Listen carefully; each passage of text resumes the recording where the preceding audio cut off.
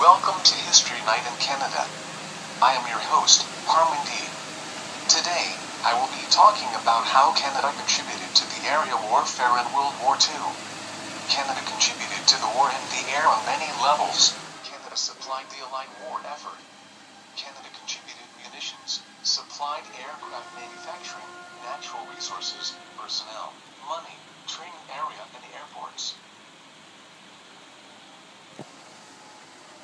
Canada is a training ground. Conscription was a huge problem that completely divided Canada into two fronts: English Canadians who supported conscription, and Quebecers who did not support conscription, or the Allies. Mackenzie King even tried to avoid it by having a plebiscite. Almost 9,000 to 12,000 men were sent overseas to fight, while others were able to guard the home front and soldiers. Many Canadians contributed in shaping up Canada's economy. The British Commonwealth Air Training Plan was an agreement between the Allied countries to form training grounds for soldiers coming from overseas to train in Canada. This plan was used throughout World War II. Canada had lots of space. Cities in Ontario, the prairies, the Maritimes were some of the places where training grounds were created. The Allies needed land where they could get some aerial training done somewhere away from the threats and the war in Europe.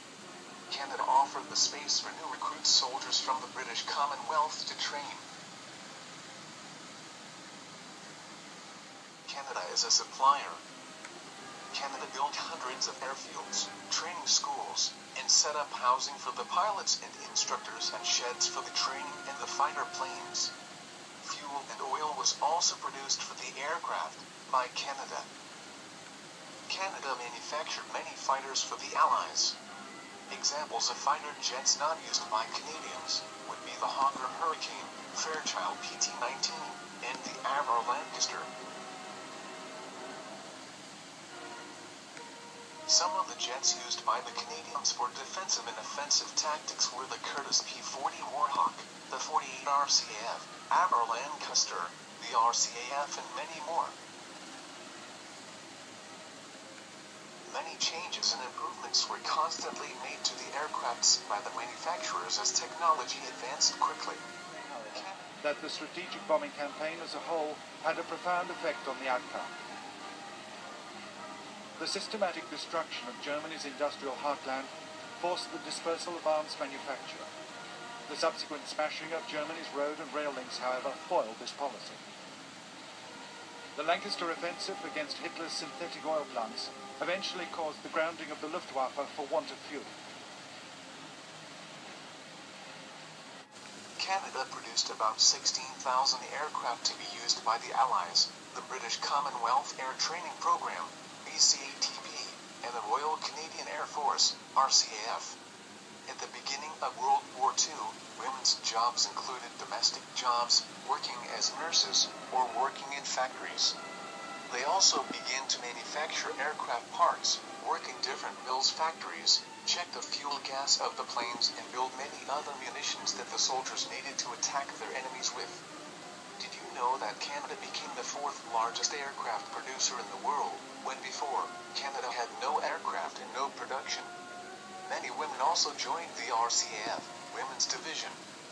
There were many jobs handled by the Women's Division, and here are some of them: clerks, drivers, fabric workers, hairdressers, hospital assistants, instrument mechanics, parachute riggers, photographers, air photo interpreters, intelligence officers, instructors, weather observers, pharmacists, wireless operators, and service police.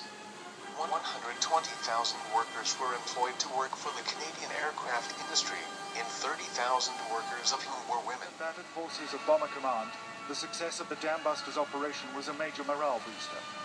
19 specially adapted Lancasters carried the revolutionary Barnes-Wallis invention of the bouncing bomb. This was specially designed to breach German dams. The Myrna, the Ida, and the Sauber were the three dams chosen for Operation Chastise.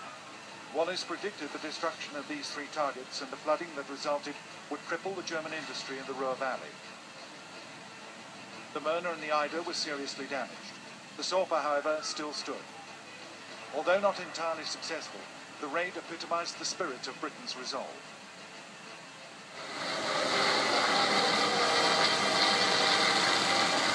or Lancaster was used as a highly efficient bomber that also dropped supplies for the Allied troops.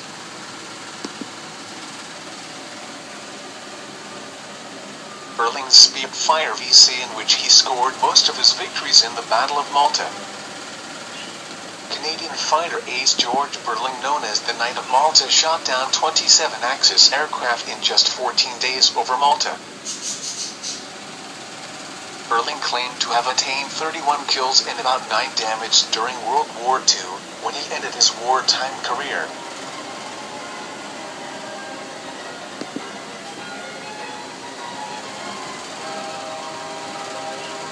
Henry McLeod, another Canadian ace who flew for the RCAF, destroyed 21 enemy aircraft, and 11 damaged, and 13 of his kills were made during the Battle of Malta.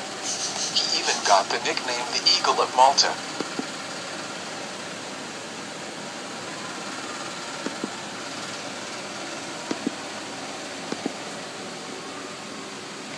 (249) 682 men and women had joined the RCAF, and nearly 60% of the people who joined were assigned to fight with the Royal Air Force, RAF, squadrons.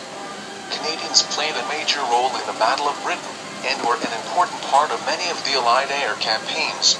Both as members of the RCAF and the RAF, Canadian pilots flew all kinds of airplanes.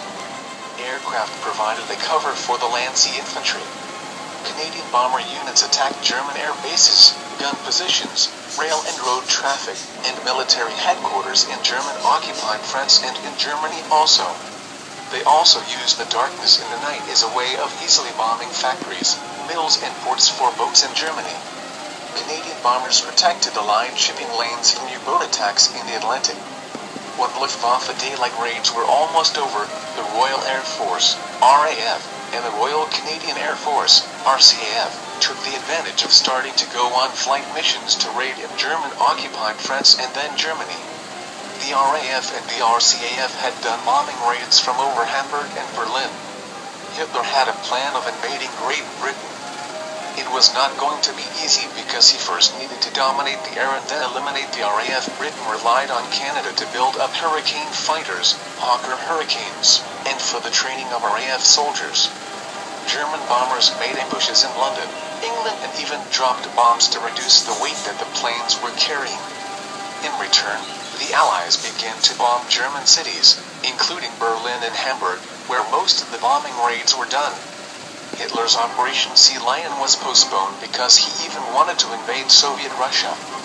Due to Canada's contribution of planes and more Canadian volunteers joining to fight, the RAF had the bigger advantage in the air over the Germans, who became weak in the fast engagement of aerial warfare.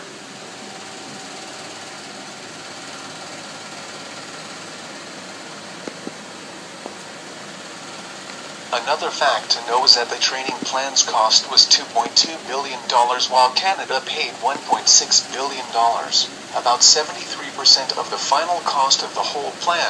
Instead of the Allied Air Forces going to destroy Germany's naval armies at work in air combat with enemy pilots part of the Luftwaffe, German Air Force, the Allies were going to destroy the key components from where German got their power in the air and their weapons. Their factories where munitions were built, and this helped the Allies in weakening the power of Germany in the air and even in its naval bases, because of new strategic bombing methods that were not used before. The Supermarine Walrus was an amphibious, air and water, aircraft used by the RCAF and the British Commonwealth.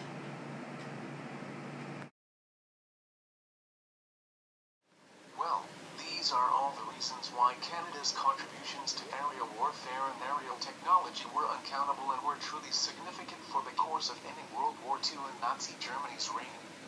To conclude, a poem by RCAF aviator John Gillespie McGee Jr., called High Flight. Oh, I have slipped the surly bonds of earth, and danced the skies on laughter's silvered wings. Sunward I've climbed, and joined the tumbling mirth of sun-split clouds, and done 100 things you have not dreamed of, wheeled and soared and swung, high in the sunlit silence, hovering there. I have chased the shouting wind along, and flung my eager craft through footless halls of air, up, of the long, delirious, burning blue. I've topped the wind-swept heights with easy grace, where never lark, or even eagle flew. And, while with silent, lifting mind I have trod the high and trespassed sanctity of space, put out my hand, and touched the face of God. Thanks for listening. See you next time, on History Night in Canada. Note that the voiceover for this documentary was done with Kurzweil 3000, a text-to-speech reader.